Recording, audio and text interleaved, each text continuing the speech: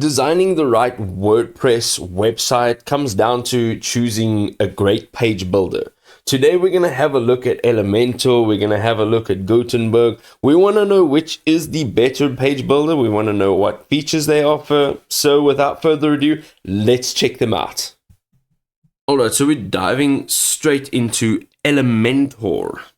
So Elementor actually provides an intuitive drag and drop interface, allowing you to design fully customizable pages without actually touching a stitch of code.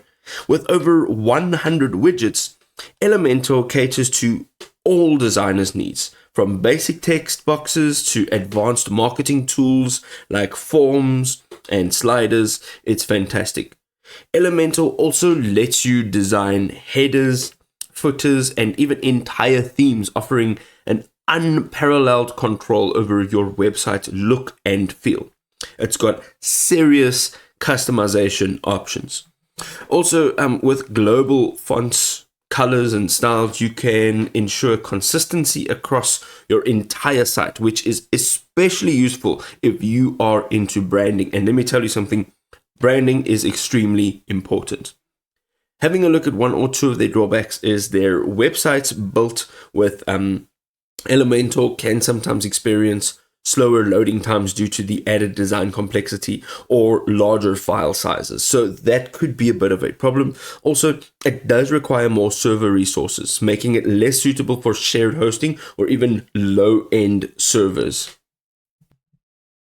Let us dive into Gutenberg. So Gutenberg is the default editor for WordPress, ensuring faster page speeds and optimal performance. There are no extra plugins or installations required at all.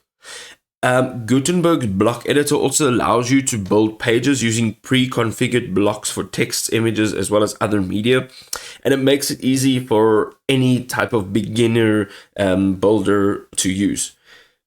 It also has minimal impact on your website speed. So since it is natively part of WordPress, it ensures a lightweight design that doesn't actually slow down your site.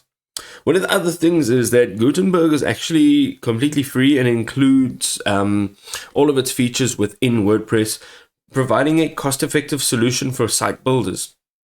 One or two of the drawbacks is it does lack those advanced design features and customization options available with some of its competitors. Also, the learning curve for the non-tech minded people, it is simpler than other tools. However, it can still be a little bit difficult for anybody that's unfamiliar with WordPress's block-based system.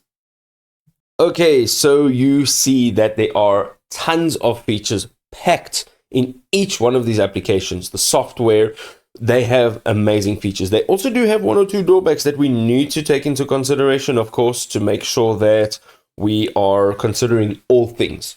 The takeaway here really is to go ahead and use both of them, try them out, see what works for you specifically. If this really was a helpful video, you can go ahead and drop us a like down below, and we will see you next time.